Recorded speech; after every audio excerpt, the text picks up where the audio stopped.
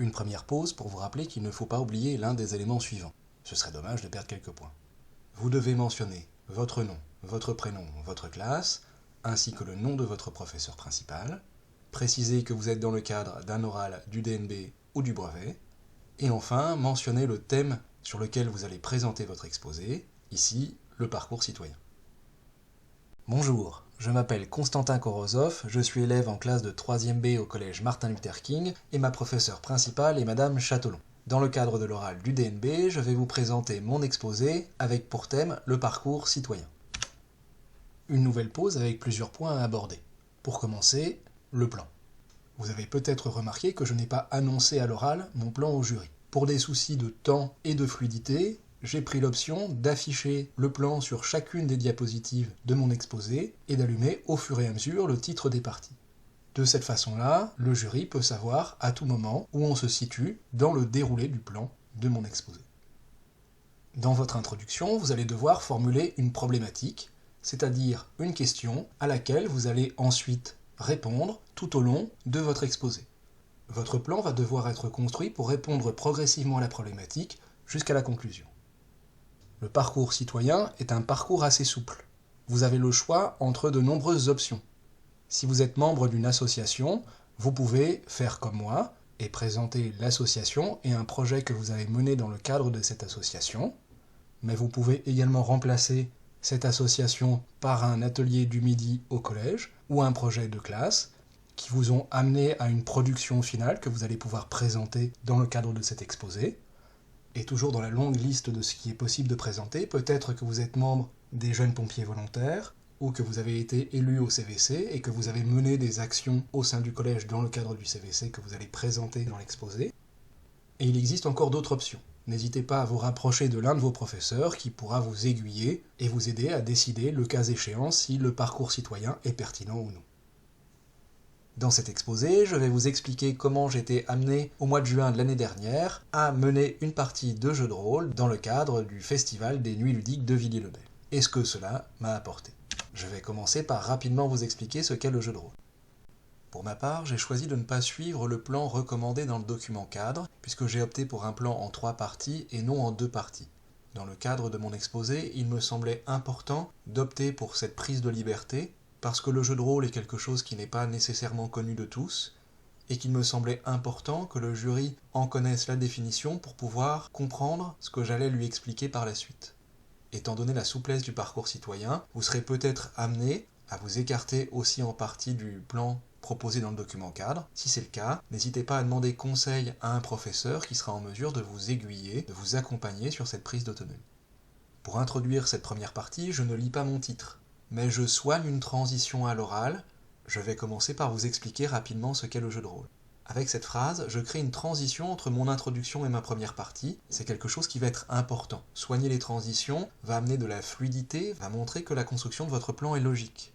La logique de votre exposé va se construire au moment des premières pages de brouillon, puis progressivement ensuite au fur et à mesure que vous allez construire votre diaporama. Mais les phrases de transition vont, elles, se construire au moment des répétitions. Partez du principe que vous allez devoir passer un certain temps à répéter oralement votre oral, de façon à caler toutes ces petites phrases de transition qui vont enrichir votre oral. Sur cette diapositive, il y a 3 éléments dont je ne parle pas, par souci de temps. En effet, au moment de mes premières répétitions, j'ai dit tout ce que j'avais à dire sur mon exposé et je dépassais largement les 5 minutes qui m'étaient imparties. À ce moment-là, je choisis d'opérer des coupes à l'oral, tout en laissant les documents projetés sur mon diaporama. De cette façon-là, si le jury souhaite y revenir, il peut le faire, et moi, je respecte le temps qu'on m'a demandé. En premier lieu, je ne parle pas de cette photo, mais je l'affiche ici parce qu'elle va me permettre de créer un lien visuel avec la partie 2. Il s'agit d'une photo prise dans l'association dont je parle, et déjà, je crée comme ça une logique dans la construction de mon plan avec des rappels visuels. Je ne parle pas non plus du rapide historique que j'ai mis ici en avant, et des différents jeux de rôle qui sont là pour illustrer ma diapositive. Ça amène éventuellement des questions qui seront posées au moment de l'entretien par le jury, et je suis bien sûr en mesure de justifier pourquoi j'ai mis ces jeux-là. Je ne suis peut-être pas en mesure de détailler de façon très précise chacun de ces jeux, mais je ne les ai pas choisis complètement par hasard. Il est important, quand vous affichez quelque chose, d'être en mesure d'expliquer pourquoi vous avez choisi d'afficher ça dans votre diaporama. Pour faire une partie de jeu de rôle sur table, il faut un maître de jeu qui va être le garant du scénario qu'il va raconter à un groupe de 2 à 5 joueurs en moyenne. Pour commencer, le maître de jeu décrit une scène avec ses décors, son ambiance, les personnages qui la peuplent, et demande ensuite aux joueurs « Qu'est-ce que vous faites ?» À ce moment-là, les joueurs vont décrire ou interpréter ce que font leurs personnages. À tout moment, le maître de jeu peut demander aux joueurs de rouler leurs dés de façon à décider au hasard si leurs actions réussissent ou échouent. L'objectif premier du jeu de rôle est donc de collectivement raconter des histoires. Pour ma part, j'ai découvert le jeu de rôle en classe de 5e grâce à Monsieur Berthommieux qui a animé plusieurs parties.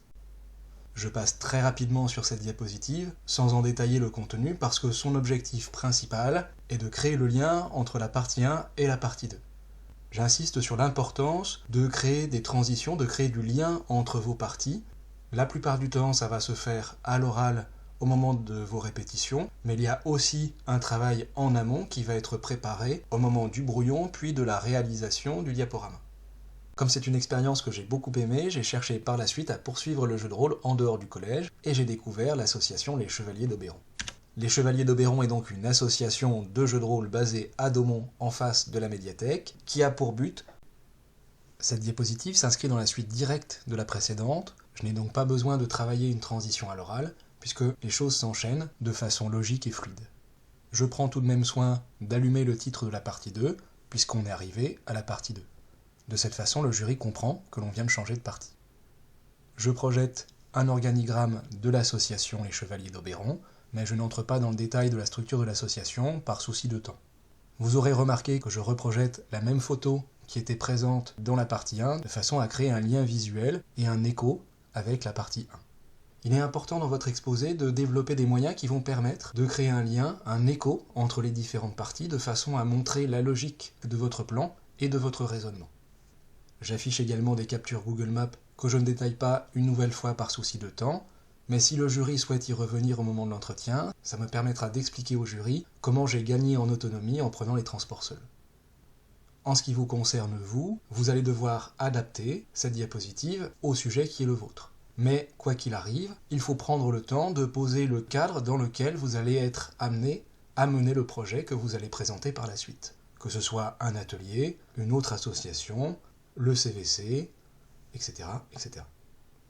De proposer un lieu où peuvent se retrouver les rôlistes pour pouvoir partager des parties de jeux de rôle, mais elle a également pour objectif de promouvoir le jeu de rôle en participant à diverses manifestations, dont les Nuits ludiques de Villiers-le-Bel par exemple. Au sein de l'association, je suis essentiellement joueur à des parties de dragons, et cela m'a permis de développer un certain nombre de compétences, notamment la confiance en soi, et par cet intermédiaire, ma capacité à improviser et à m'exprimer plus facilement à l'oral. Je suis de nature plutôt quelqu'un de timide et de réservé, mais la pratique régulière du jeu de rôle m'a permis d'aller à l'encontre de ça et de m'ouvrir finalement assez facilement aux autres. Cette diapositive est importante parce qu'elle me permet d'aborder un des points qui est important dans le parcours citoyen, à savoir parler des compétences que j'ai acquises grâce à ma pratique régulière du jeu de rôle et au projet qui a été mené et dont je fais le compte-rendu dans cet exposé. De votre côté, il est également important de faire un bilan de compétences. Vous pouvez entrer dans quelque chose de nuancé, à savoir quelles sont les compétences que vous aviez déjà au départ et qui vous ont été utiles, quelles sont les compétences que vous avez renforcées, et quelles sont celles que vous avez développées au fur et à mesure de votre participation à l'association, au projet, etc.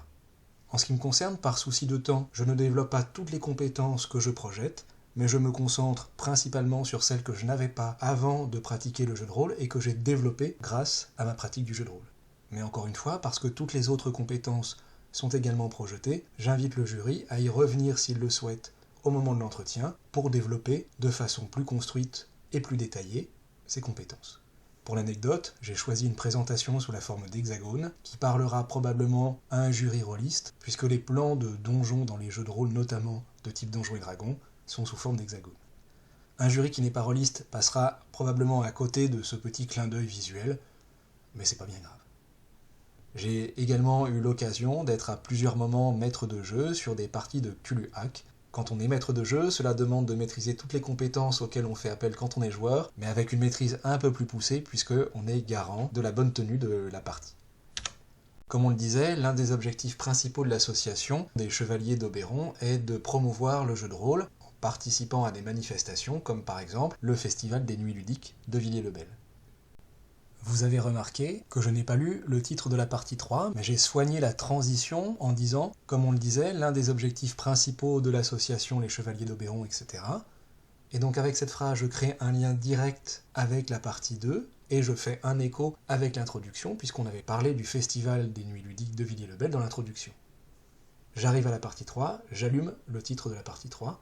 De cette façon-là, visuellement, le jury sait que l'on est passé à la partie 3, et il écoute la transition que je construis de façon à montrer la logique de mon raisonnement, la logique de mon plan.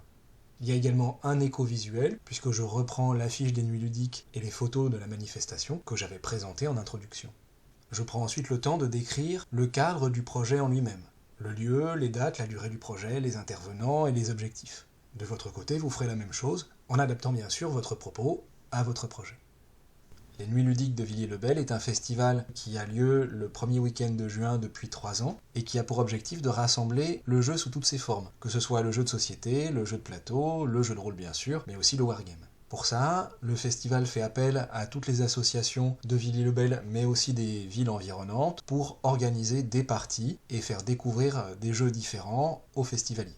Il a lieu donc sur 2 jours, le vendredi de 16h jusqu'à un peu plus de minuit, et le samedi de 16h jusqu'à un peu plus de minuit. Et ça se passe à l'espace Marcel Pagnol. L'association des Chevaliers d'Oberon anime plusieurs tables de jeux de rôle, c'était encore le cas cette année. Pour ma part, j'ai participé l'année dernière. Cette année, j'ai préféré me concentrer sur mes révisions du brevet. Et donc, en juin dernier, le vendredi, j'ai animé une partie de jeux de rôle, une partie de Cthulhu Hack, puisque c'est un jeu que j'avais déjà maîtrisé dans le cadre de l'association, et ça a été un moment assez intense et plutôt inoubliable. Pour pouvoir animer une partie de jeu de rôle devant un public qui n'est pas rôliste, ça m'a demandé un gros travail de préparation en amont, mais ça m'a permis de pouvoir m'intégrer davantage dans l'association en tissant des liens particuliers avec plusieurs membres qui m'ont aidé à préparer ce moment-là. Le vendredi avant l'ouverture du festival, j'étais très stressé par l'idée de devoir m'adresser à des gens que je ne connaissais pas, tout en pensant à la gestion du temps et à la bonne tenue de la partie. J'ai maîtrisé la partie pour 4 joueurs. Un des joueurs est devenu fou, comme c'est souvent le cas dans les parties de Cthulhu, mais globalement, le groupe s'en est bien sorti, et au final, ils étaient très contents de leur découverte, et j'en retire un grand sentiment de fierté. Il est à présent temps de dresser un bilan du projet en lui-même. Vous remarquerez que j'ai repris le code visuel des hexagones que j'avais utilisé lors de mon premier bilan de compétences dans la partie 2, de façon à créer un lien, un écho visuel entre la partie 2 et la partie 3. Je vais ici compléter et préciser mon bilan de compétences en m'appuyant sur le bilan du projet que j'ai mené. Je parle de mes réussites, mais aussi de mes freins ou de mes difficultés. L'idée est d'avoir un bilan objectif et nuancé. Il y avait Denis, l'un des membres de l'association avec qui j'ai beaucoup préparé ce moment-là, qui était là pour m'épauler au cas où il y aurait eu besoin, mais au final j'ai réussi à me débrouiller tout seul comme un grand, et c'était vraiment un moment assez exceptionnel. Pour conclure, j'ai le sentiment que ma pratique régulière du jeu de rôle m'a permis de grandir en développant des compétences que j'aurais pas pensé pouvoir acquérir aussi facilement. Au moment où j'arrive à ma conclusion, j'ai déjà dépassé de quelques secondes les 5 minutes. Je vais donc entamer la minute supplémentaire qui m'est permise dans la grille d'évaluation sans perdre de points pour pouvoir terminer correctement ma conclusion.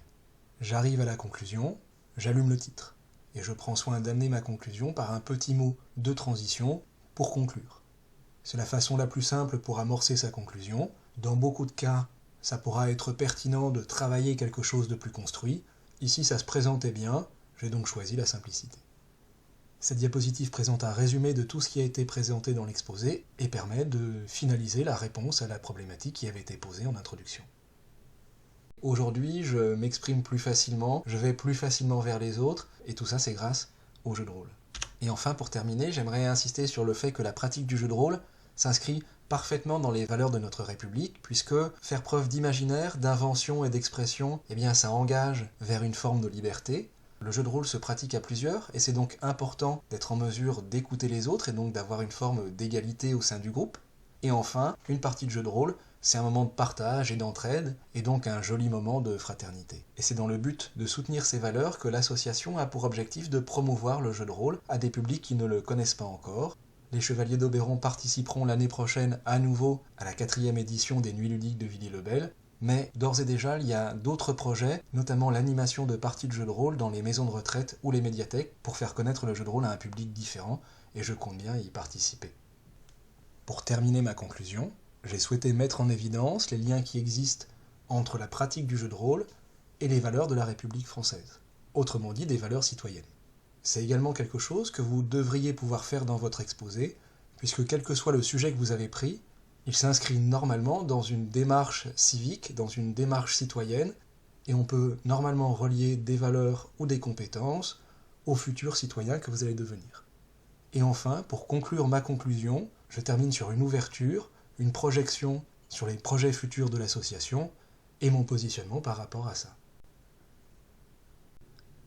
Merci de m'avoir écouté.